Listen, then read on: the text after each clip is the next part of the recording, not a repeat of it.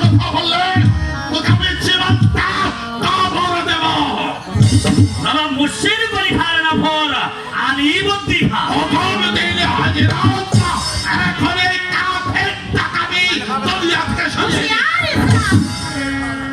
তুমিও মৃত্যুর জন্য প্রস্তুত হয়ে যাও। খবরদার লাটার জল খাবো নবাবের বাচ্চা ঠাকুরদা, প্রাণের যদি মায়া থাকে তাহলে হাজি বলে ঝড়কে সঙ্গে নিয়ে এই দিনাজপুরের সীমানা ছেড়ে তুমি পালিয়ে যাও। আমি বলতে পালাতে শেখেনি পিয়াটা। তাহলে এই মন্দিরের সামনেই তোমাকে প্রাণ দিতে হবে। জরুর জরুর, তবে আমাকে নাই, আমাকে নাই।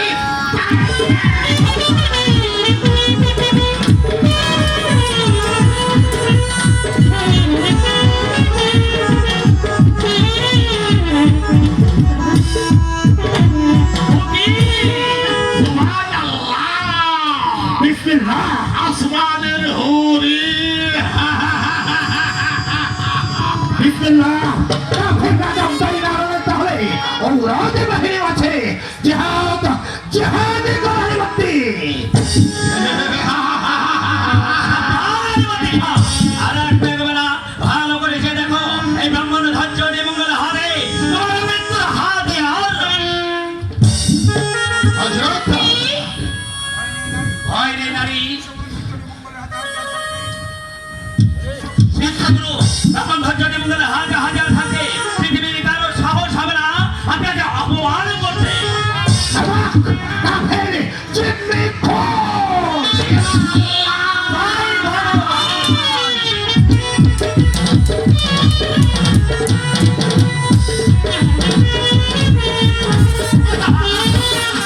হযরত ভয়তে ঘাবড়িয়ে যাবে ভক্তি। তুলে মুহূর্ত নিয়ে সুদূর মুর্শিদাবাদ ফিরে চলো। দোস্ত ডর নেই, ওই কাফের জিন্নি জঙ্গলের জন্য খবর কাটছে। আকাশে ভাষ্যর মধ্যে দুর্গন্ধ জলদি জলদি খতম হয়ে যাচ্ছে। ওই দুনিয়ার দিন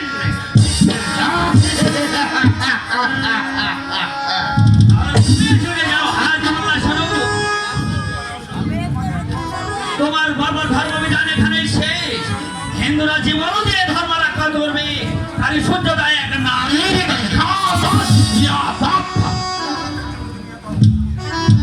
সেই আল্লাহর জন্য তুমি ব্যবস্থা করছো। ওকে আমি জলদি জলদি বেঁধে মুর্শিদাবাদে নিয়ে যাবো।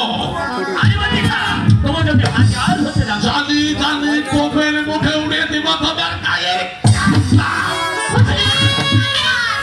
বহুত হুঁশিয়ার হয়ে যাও। তোমার এই নরম শরীরে আমি আমার পাপ বসিয়ে দেব। একটা একটা করে ছেড়ে দিব তোমার এই স্বরূপ নাটিতে পাপি বুঝিবার্তা তোমার বেহস বেপরতা দেহটাকে আমার কালি যাইতে বেঁধে সেটা মুর্শিদাবাদে নিয়ে গিয়ে আমার পাপ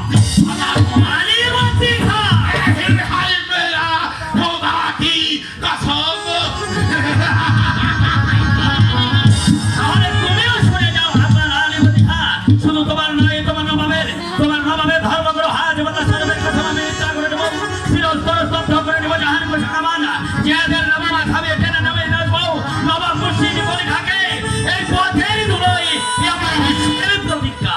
প্রতিজ্ঞা? হ্যাঁ প্রতিজ্ঞা। তাহলে আপনি ওই জানোয়ার দুটোকে ছেড়ে দিলেন কেন? বর্তমানে পূজারে আমি এই সময় নরহত্যা অধর্ম। এত ধর্ম জ্ঞান আপনার? আপনার চেয়ে তো বেশি নয়। আপনি তো নারী হয়ে ব্রাহ্মণ? আপনি তো নারী হয়ে পুরুষের ছদ্মবেশে ছুটে এসেছেন মন্দির রক্ষা করতে। যদি আপত্তি না থাকে তাহলে দয়া করে বলুন আপনি কে? প্রয়োজন হলে আমি জান দিতাম। যদি আপত্তি না থাকে তাহলে বলুন আপনি কে? আমি আমি রাজকুমারী দেবী। আপনি দেবী? অবাক পরে হবেন ব্রাহ্মণ। এখন আপনি আমার সঙ্গে চলুন। সেখানে তো আমার প্রবেশ নিষেধ। কেন? যুবরাজ অনন্ত নারায়ণের অত্যাচারে। সেই জন্যই তো আপনি যাবেন। বাবাকে বলবেন প্রজাদের কথা, নবাব মুর্শিদ কুলি খান অত্যাচারের কাহিনী। আসুন, দেরি করবেন না। কিন্তু রাজকুমারী, রাজলক্ষ্মী না আসা পর্যন্ত এই মন্দির রক্ষা করবে কে? আমি মোস্তাক ভাই, কোনো ভাই নাই ধরছেনি ভাইজান। মোস্তাক আলীর জিন্দাগিতে কারো তাগদ হবে না এই মন্দিরের সামনে আসতে। কিন্তু যার নামে যাক তোমার কিন্তু। মোস্তাক আলী দিলে কোনো কিন্তু নেই, দিলে কোনো দুর্বলতা নেই। ধরছেনি ভাইজান, তুমি নিশ্চিন্তে রাজবাড়ি ফিরে যাও। আমার স্ত্রী আপনাকে তামাম কাজ আগিয়ে দিয়ে দিয়ে হাজার মেয়েদের কাছে মুসলমান দুয়ারের ঘর আর আমি পাথর পাবে। আশ্চর্য, হিন্দুর মন্দির রক্ষা করতে ছুটে আসছে মুসলমান এক জওয়ান। এটা কোন দেশ? এই এক আজব দেশ, শুনবি কি এর গান? এই এক আজব দেশ, শুনবি কি এর গান? মানুষের বুকে কাঁদে খোদা, কাঁদে ভগবান, কাঁদে ভগবান। এ কোন আজব দেশ, শুনবি কি এর গান?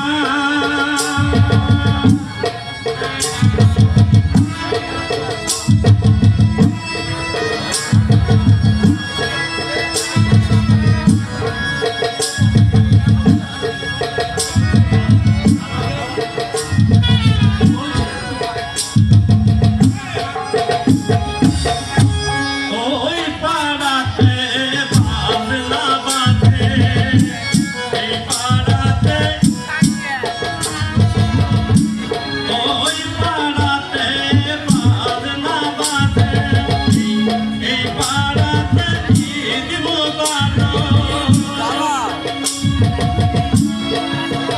এই এক আজব দেশ, শুনবি কি এর গান? এই কোন আজব দেশ, শুনবি কি এর গান?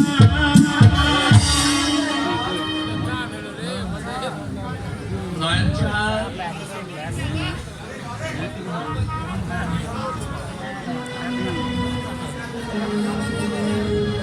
এই যে হাসান হোসেনের কাহিনী, আমি ভুল করেছি।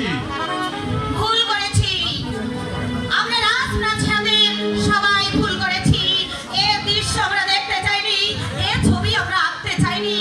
তাই তোমাদের কাছ থেকে আমি এক মুঠো আগুন নিয়ে গিয়ে দীর্ঘদিনের ভাত আমি পুড়িয়ে ফেলতে চাই। নিয়ে যাও দেবী দিদি, নিয়ে যাও। মুস্তাক ভাই থাকলো মন্দিরে, আমি চললাম মসজিদের দিকে। কেন? শয়তান হাজি মোল্লা স্বরূপ মসজিদে গিয়ে যেন বিষ ছড়াতে না পারে সেই দিকে লক্ষ্য রাখতে। আসুন। শুনলাম মুস্তাক ভাই, আমার সোনা দেবী গ্রামের দেব মন্দিরের দায়িত্ব তোমার। কিন্তু রাজকুমারী, ঘোড়া তো একটা। রাজা খনিবিদ, এক দ্রুতগামী ঘোড়াতে আজ দুজনেই চেপে যাব। আজ ভয়ঙ্কর আগুনের সাথে মিশে যাবে ভয়ঙ্করী এক বাতাস। সেই ভয়ঙ্কর আগুন ছড়ানো বাতাসের সঙ্গে মিশিয়ে দিতে হবে ধর্মান্ত নবাব মুর্শিদি কবি খান। প্রতিবাদের আগুনে পুড়ে ছাই দিতে করে দিতে হবে জাতীয় জীবন থেকে। ক্ষীরোদরে লজ্জা। আজ থেকে নতুন করে শুরু হলো স্বর্গাদপি গণেশী জননী জন্মভূমি মা জননী মায়ের পূজা। আর তোমাদের মন্ত্রীরা স্থলে আসবে এই মুস্তাক আলীর হাত থেকে, কারণ এই নাই নয়ন ছুটে গেছে মসজিদের দিকে। এই